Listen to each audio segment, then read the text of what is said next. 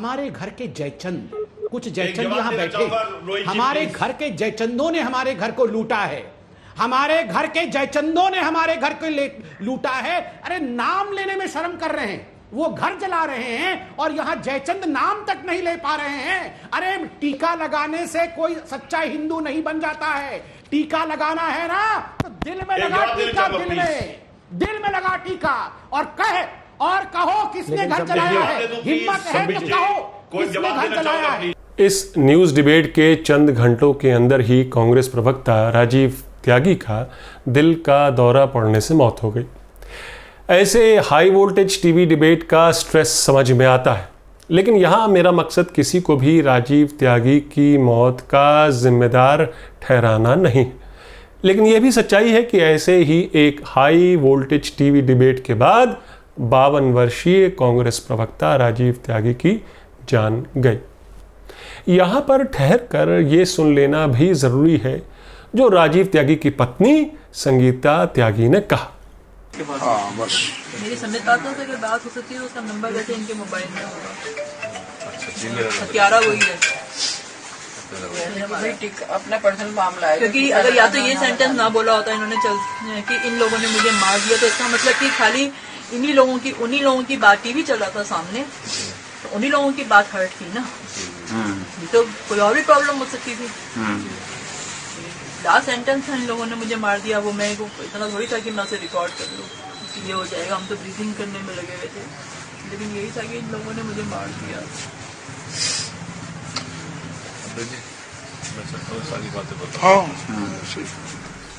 पात्रा ने जयचंद किसके लिए कहा यह साफ है। जयचंद शब्द उसके लिए इस्तेमाल किया जाता है जो देश के साथ गद्दारी करे। क्या राजीव त्यागी के लिए यह शब्द इस्तेमाल करना ठीक था? क्या विपक्षी नेता देशभक्त नहीं होते? जयचंद होते हैं, देश के साथ गद्दारी करते हैं। देशभक्ति क्या बीजेपी की या मोदी की बीजेपी की या सत्ता पक्ष की ही जागीर है? आज के मेरे न्यूज़ का नॉनसेंस शो में कुछ सवाल है और वो सवाल टीवी डिबेट को लेकर है। आखिर क्यों टीवी डिबेट का स्तर गिर चुका है, बद से बदतर होता जा रहा है। लेकिन मेरे आज के सवाल न्यूज़ चैनलों के एंकरों को लेकर हैं। क्यों एंकर पार्टी प्रवक्ता हो गए हैं? आज इस शो का मकसद है आपको बताना कि टीवी एंकर्स कैसे रचते हैं चक्रव्यूह। मोदी या बीजेपी से सवाल पूछती हर आवाज को घेरने का, हर आवाज को दबाने का चक्रव्यूह। नमस्कार, मैं हूं आपका न्यूज़बाज और आप देख रहे हैं मेरा मीडिया पर ख़ास शो न्यूज़ का नॉनसेंस। लेकिन आज का मेरा सवाल ये है कि क्या टीवी बहस सेंसेशनल, विषैली और एक पक्षीय हो गई है? अपने जवाब हाँ या ना में ज़रूर दीजिएगा। टीवी डिबेट का चैनल के सोशल मीडिया हैंडल से ऐलान होता है। अब मैं आपको पूरी प्रक्रिया समझाता हूँ कि कहाँ से ये पूरा खेल शुरू होता है। टीवी डिबेट में किस तरह से लोगों को आमंत्रित किया जाता है, किन लोगों को आमंत्रित किया जाता है, उसकी वजह क्या होती हैं, सब बताता हूँ आपको एक एक करके। तो साहब, एंकर जो है वो ऐलान कर देता है कुछ घंटों पहले कि आज मैं फलाने समय पर इस विषय पर डिबेट करूँगा, और उस डिबेट के लिए कमर कस ली जाती है। जो पैनल में जो गेस्ट इनवाइटेड होते हैं उनको भी इत्तला दे दी जाती है सोशल मीडिया पर या फ़ोन पर, और उसके बाद सिलसिला शुरू होता है ट्वीट का। और वो गेस्ट जो इनवाइटेड होते हैं वो भी अपने अपने फैंस को ये ऐलान करते हैं कि भाई फलाने समय में मैं फलाने चैनल पर होऊंगा, तो आप देखिएगा मुझे। जैसा कि उस दिन बीजेपी प्रवक्ता संबित पात्रा ने भी किया, और संबित पात्रा ने ट्वीट करके कहा कि दिल में बहुत आग है, आज इसे अभिव्यक्त करना है। राजीव त्यागी की मौत के बाद कांग्रेस की नेता अलका लामा ने पात्रा की इसी ट्वीट पर टिप्पणी करते हुए लिखा, आपके दिल की यही आग आज किसी को जिंदा ही निगल गई। लेकिन राजीव त्यागी खुद आक्रामक प्रवक्ता थे, मगर उस दिन उन पर जो पात्रा का हमला था, बार बार उन्हें पात्रा ने जयचंद कहा। जब राजीव त्यागी ने बोलने के लिए एंकर से मोहलत मांगी तो संबित पात्रा ही बीच में कूद पड़े। हाँ, उनसे जवाब लीजिए, उन्हें जाना है कहीं आग लगाने। ये शब्द थे संबित पात्रा के उस डिबेट जो कि लाइव था। खैर, राजीव त्यागी की मौत की जब खबर फैली तो सोशल मीडिया पर भी हाहाकार मचा। सोशल मीडिया पर अरेस्ट संबित पात्रा के और एंकर रोहित सरदाना को अरेस्ट करने का हैशटैग ट्रेंड कर रहा था। कांग्रेस के बड़े नेताओं ने ट्वीट कर राजीव त्यागी के परिवार को सांत्वना दी। राहुल गांधी ने उन्हें पार्टी का बब्बर शेर बताया।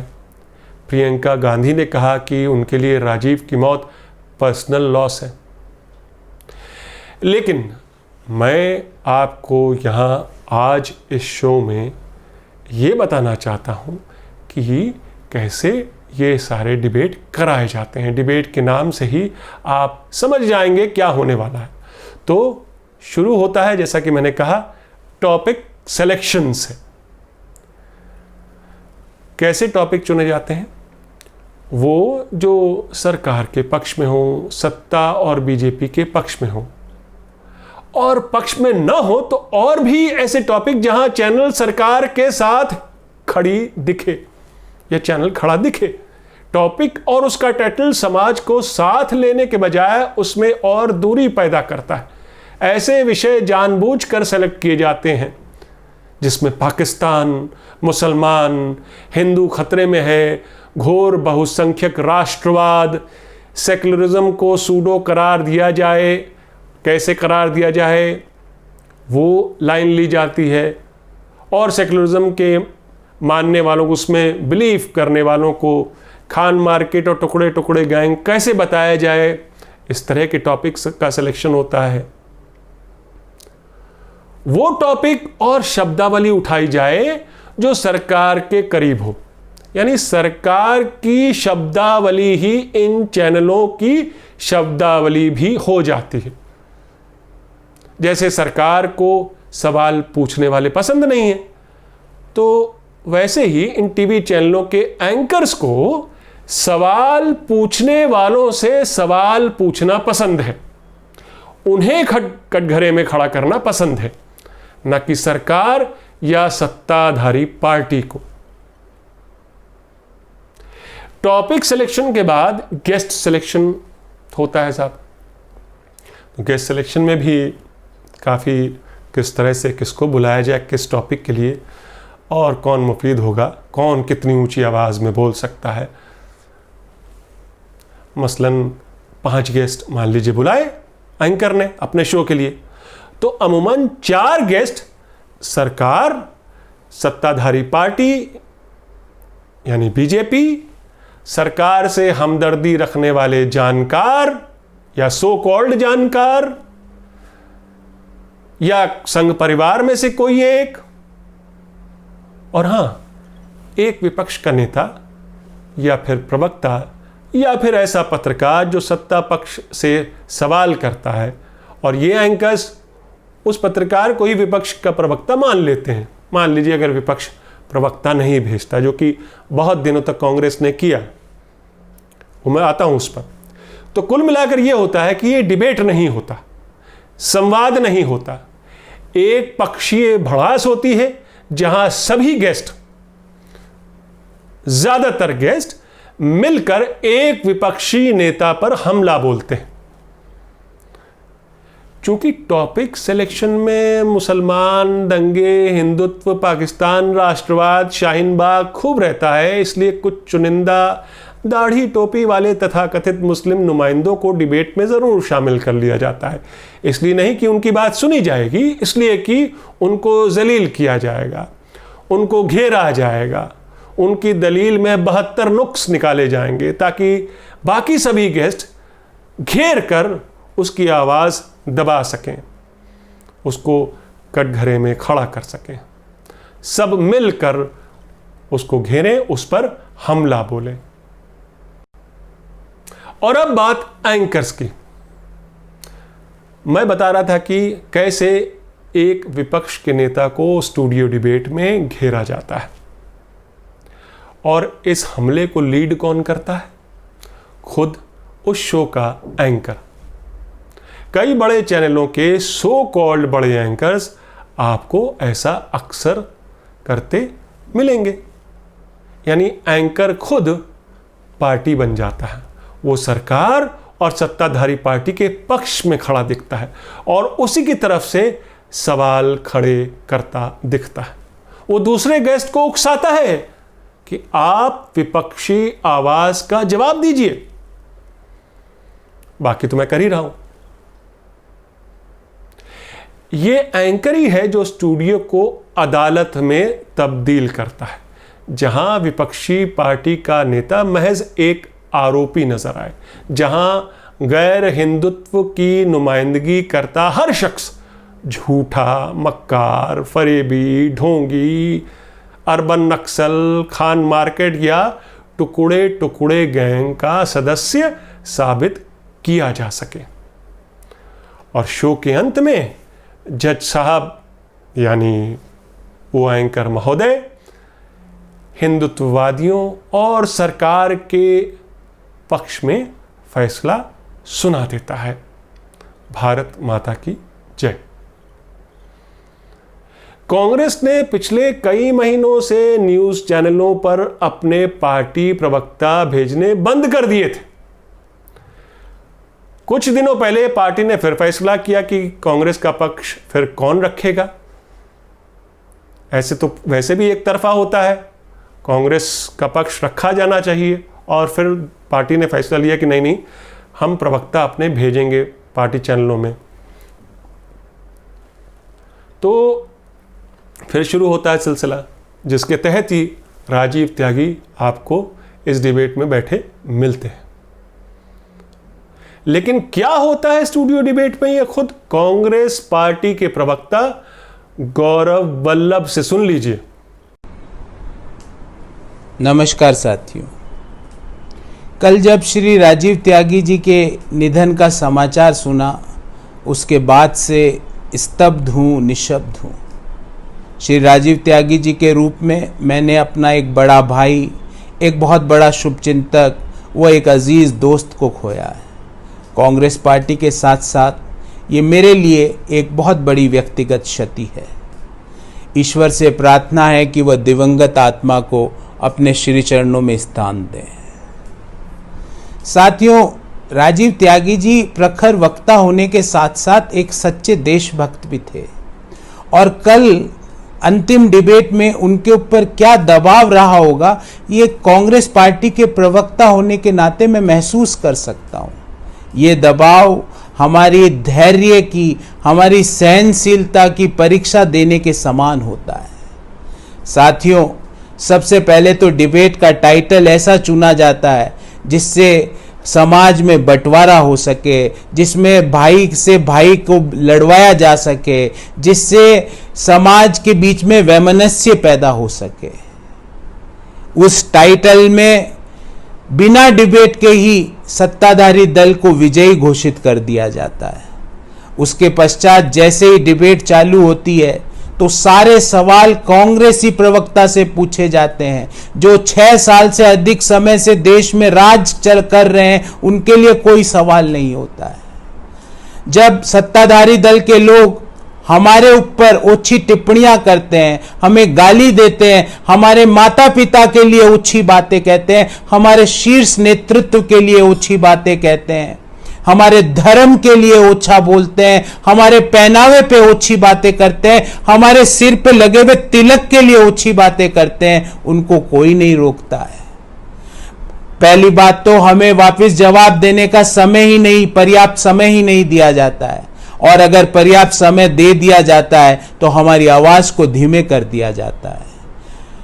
अगर आवाज धीमे नहीं की जाती है तो अचानक से ब्रेक लेने का याद आ जाता है। अगर ब्रेक नहीं लेते हैं तो तकनीकी कारणों से हमारे से संपर्क टूट जाता है। क्या इन सब चीजों के लिए हमारे पुरखों ने आजादी की लड़ाई लड़ी थी? क्या इसके लिए हमारे पुरखों ने हमको हमारा संविधान दिया था? आप सोचिएगा साथियों। फिर एक कांग्रेसी प्रवक्ता के सामने डिबेट में 3 से 4 घोषित अघोषित प्रवक्ताओं को बैठा दिया जाता है। एक प्रवक्ता भारतीय जनता पार्टी के रूप में, एक प्रवक्ता आरएसएस के प्रवक्ता के रूप में, एक प्रवक्ता इंडिपेंडेंट एक्सपर्ट, जो इंडिपेंडेंट एक्सपर्ट नहीं होता है वो भाजपा का कई मायनों में सदस्य निकलता है। क्या ये डिबेट का स्तर है? क्या इसके लिए हम डिबेट करने जाते हैं? मैं आपसे पूछता हूं, पिछले 15 से 20 दिनों में क्या आपने कोई प्राइम टाइम डिबेट देखी राष्ट्रीय शिक्षा नीति पर? मैं आपसे पूछता हूं, पिछले 15 से 20 दिनों पे क्या आपने जो एनवायरमेंटल लॉज में जो फेरबदल करने का प्रयास किया जा रहा है उसके ऊपर कोई डिबेट देखी? आपका उत्तर होगा नहीं। राजीव त्यागी जी को सच्ची श्रद्धांजलि यही होगी कि हम सब सही मुद्दों पर और सही मायने में और संतुलित डिबेट करें। यही राजीव त्यागी जी को सच्ची श्रद्धांजलि होगी। बहुत बहुत धन्यवाद। जय हिंद। अब सवाल यह उठता है कि क्या एंकर की कोई जवाबदेही नहीं? क्यों न्यूज चैनल सत्ता के साथ खड़े दिखते हैं? उनकी आवाज सत्ता के प्रवक्ता बने दिखते हैं। उनको तो सरकार से, सत्ता से सवाल पूछना चाहिए, वो तो ठीक इसके उलट करते हैं, बल्कि विपक्ष को बार बार कटघरे में खड़ा करते हैं। कभी सोचा ये एंकर चीखता क्यों है? ये बातचीत है या कनपटी पर रिवॉल्वर लगाकर अपने मन की बात उगलवाना? एंकर डराता है, धमकाता है, कभी आपने ध्यान दिया, धौंस जमाता है, बाकायदा गुंडागर्दी के लहजे में बात करता है। कोई इन एंकर्स को क्यों नहीं रोकता? अब तो ऐसे कुछ एंकर्स न्यूज चैनलों के मालिक भी हैं। लेकिन जहां एंकर्स कंपनी के मुलाजिम हैं, वहां ऐसे एंकर्स को रोका टोका क्यों नहीं जाता? क्या न्यूज चैनलों के मालिक भी यही चाहते हैं? जाहिर है। टीआरपी के लिए क्या ऐसे एंकर्स को बढ़ावा दिया जाता है जो चीख चिल्ला सके? उस दिन आपने देखा पात्रा वाली डिबेट में, राजीव त्यागी वाली डिबेट में भी। सवाल यह है कि न्यूज चैनलों के मालिक सत्ता के सामने क्यों बिछे पड़े हैं? सवाल यह है कि इस देश में धार्मिक उन्माद को बल देने में क्या मीडिया बराबर का सहभागी है? सवाल यह है कि मीडिया के पास सरकार से सवाल पूछने में कैसी शर्म है? क्यों मीडिया सत्ता से डरता है? क्या एजेंडा है मीडिया का? क्या है उसकी, यानी मीडिया की सरकार के साथ सेटिंग, और क्यों?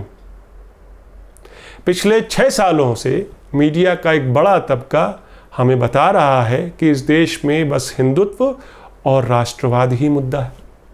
लेकिन आप कहेंगे ये तो सरकार का एजेंडा है। तो मीडिया आपको पलट कर कह रहा है हम सरकार के साथ ही तो हैं। सरकार यानी मोदी जी, मोदी जी यानी भारत, यानी हम राष्ट्रवादी हैं, सच्चे देशभक्त हैं। यानी मीडिया खुद देशभक्ति का तमगा खुद अपने आप को भी दे रहा है, सत्ता के साथ खड़ा होकर।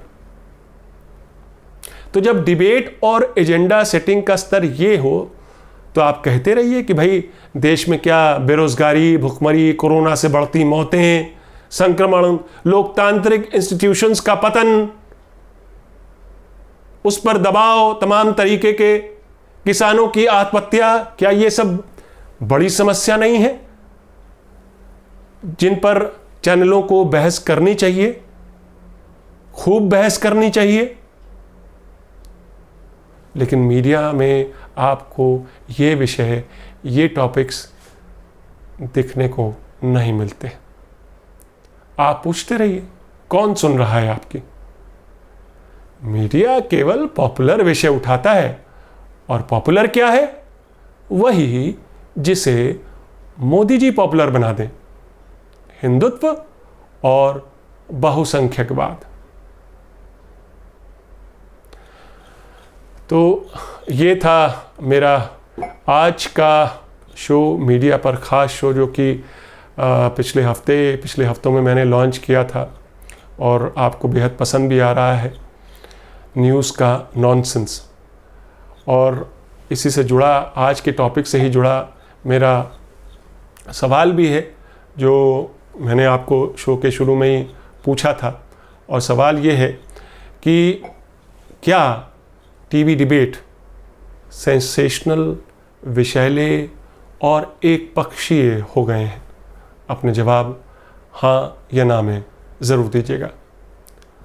तो ये थी आज का ये स्पेशल शो, न्यूज़ का नॉनसेंस। फिर मिलेंगे अपनी न्यूज़बाजी के साथ।